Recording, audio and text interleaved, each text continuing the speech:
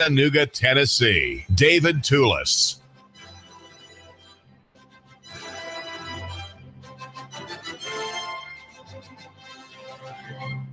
Some people have been predicting collapse of the American economy, the debt-based fiat money economy for years. They're often gold bugs. They're often people of principle. They understand how the economy works, and they understand the danger of paper currencies, not connected, unconnected to any physical reality. In other words, the abstract currency schemes of countries worldwide which have experimented with credit-based or debt-based economies and have all collapsed. Every single one of them have had the same end. Perhaps one of the most dramatic ones in recent time was the collapse of the Zimbabwean dollar under Robert Mugabe, the noted communist and Marxist, whose central bank did him no favors in its gigantic ejaculations of credit and rewritten dollar bills in that economy. You would go through the store shopping, and the prices would rise from the time you walked into the entrance to the time you got to the checkout counter. The staff scurrying about to change the amounts into adding millions of dollars per tomato and per bit of corn or milk. David Toulis here, Nooga Radio. The coming disaster is something I want to just mention to you. It will be a panic, a rush to the exits, a really a rush to cash. That's what happens when you have a collapse. No one believes that there is a future suddenly in the asset held high in your portfolio and high on the central bank's portfolio. The central bank, the Federal Reserve System, has more than $4 trillion of dodgy paper listed as assets. Of course, those are just IOUs. They're counted on the ledger of this private corporation. The Fed is a private operator, by the way. It's not a government organization. It has a quasi gold plating of government respectability with the president naming members of the board and Mr. Powell, the latest man to head that very rickety and increasingly economically violent scheme. The violence that the Fed does to the economy is to obscure the real value of credit, the real value of things, by what's called credit suppression or price suppression of the rate of credit. And it does that through its control of interbank lending rates. It's an overnight rate, I think, that controls many other parts of the credit market. So we have ahead a major crash, and it will be a loss of confidence in other people. That's what happens when you have a crash, because in our paper economy, in our credit-based, debt-based, abstract-based, non-local economy, right? We have a non-local economy, national economy, not based on any substance. You have only confidence in others. If you have an honest and constitutional and even a godly economy, there is always at the basis of the circulating medium, the currency or the money, you have a solid thing. Usually gold and silver traditionally have served as the anchor for an honest and solid and long-lasting and durable economy. But we don't have that. And in the panic, when you sell, you are offloading risk, right? You sell your stock, you sell your mutual fund shares, your treasury notes. You demand suddenly redemption of your long-ended treasuries that you forgot about from your dad, right? You have those certificates in your First Tennessee safe deposit box, and you've forgotten that you can collect that money now. That you suddenly want that. There's an offloading of risk. You want to sell to let other people deal with the decline that you think suddenly is in front of you, and suddenly everyone knows that there's a decline ahead, and so everybody starts selling. At some point in the disaster, there'll be numerous steps down. I propose there'll be the decline will be so sudden and so great that there will be no buyers. You'll have assets and you put on the market, you have the order to sell, and it's a gigantically long digital line of sell orders that won't be gotten to for days probably, and there will be no buyers. In the strongest downturn, there will be no buyers. But the Federal Reserve System, which is responsible for every crash, right? The Fed, with its paper money creation, the monetization of corporate debt, private debt, federal government spending debt, circulating it as if it were money through the Federal Reserve paper money production system from the U.S. Mint and the Treasury Department. And of course, the digital creation of so-called dollars will be injecting in the crash liquidity and borrowing. In other words, making liquidity available, as the TFP will say.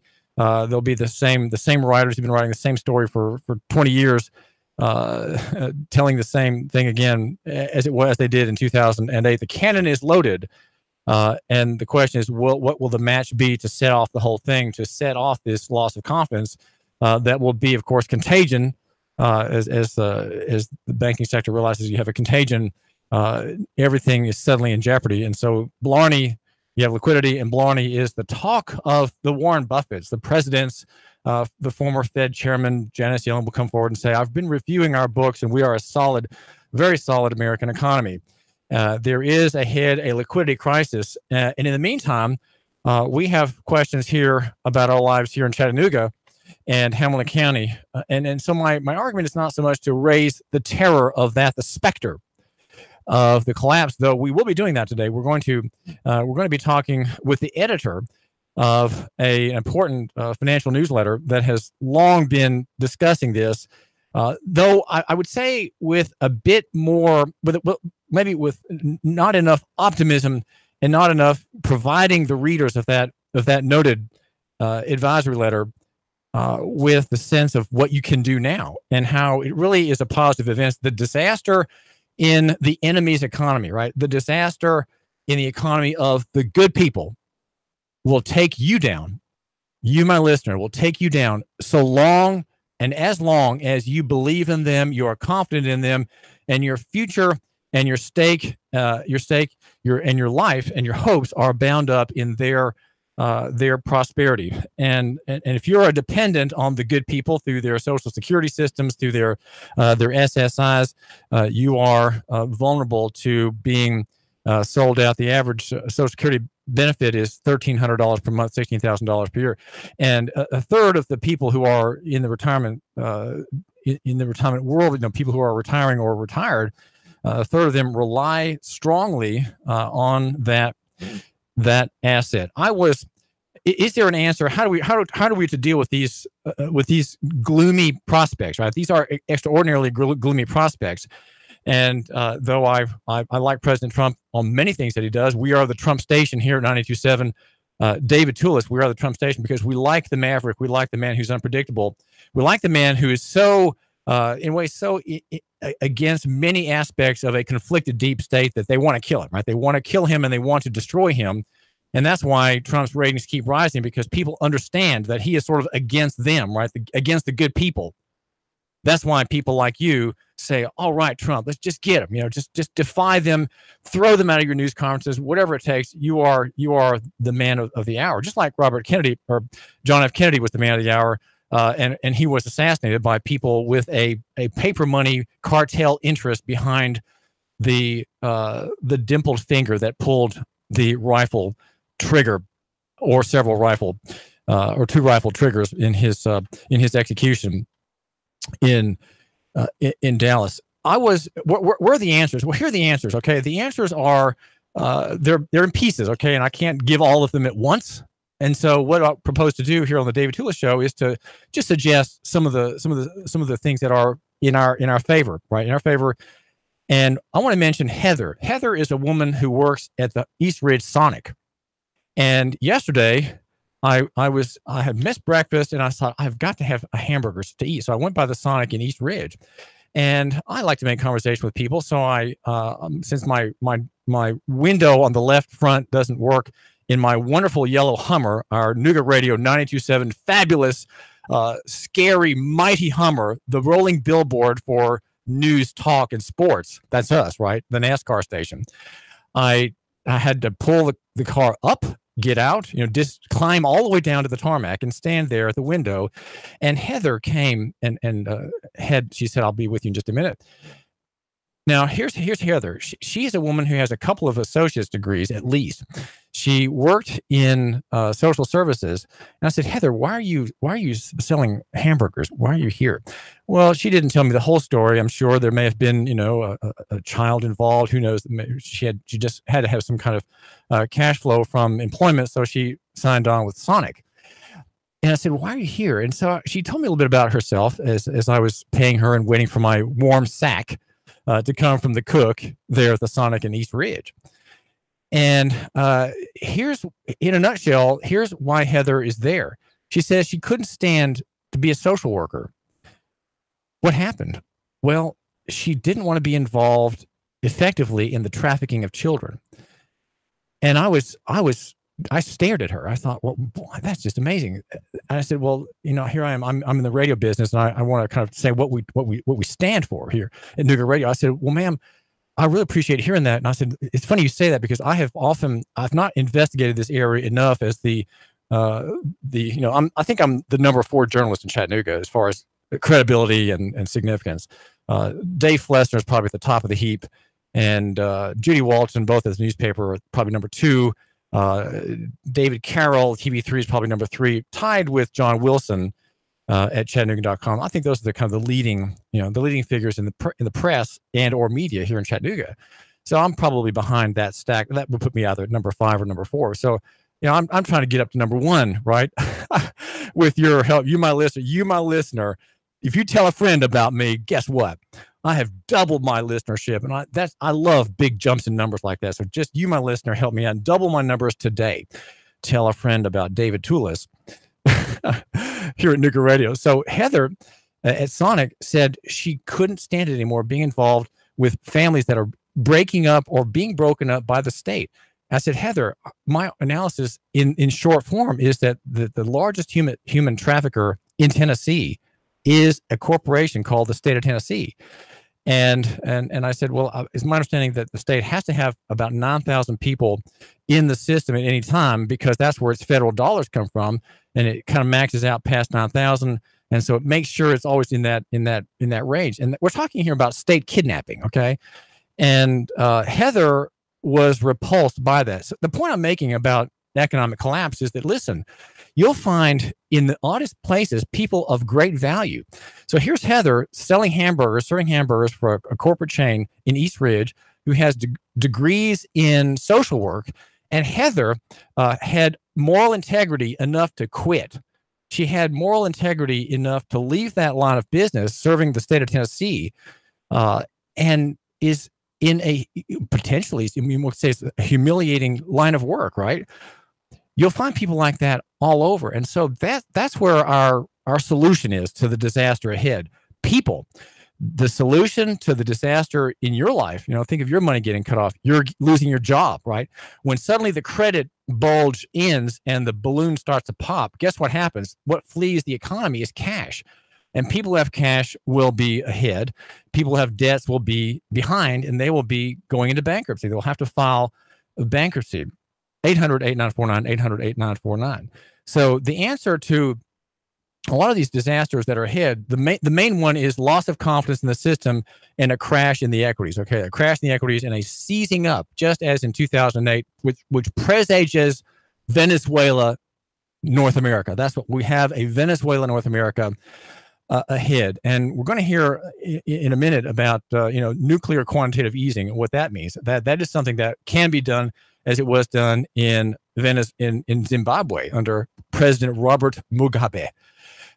Nuclear quantitative easing. In fact, I have a bill that news director Russell Stroud here gave to me, kind of a little laughing item, but it's a bill in the trillions. Okay, it's a bill in the trillions of dollars on a piece of paper with some stonework in the back and some dark face with a traditional turban on the top is kind of what I'm remembering it to look like. So the answer to the disaster is local economy. Divest national and invest local. In other words, you, my listener, if you run a business, hire people who are local, who have integrity, okay? And they are all over the place. You'll find them all over the place.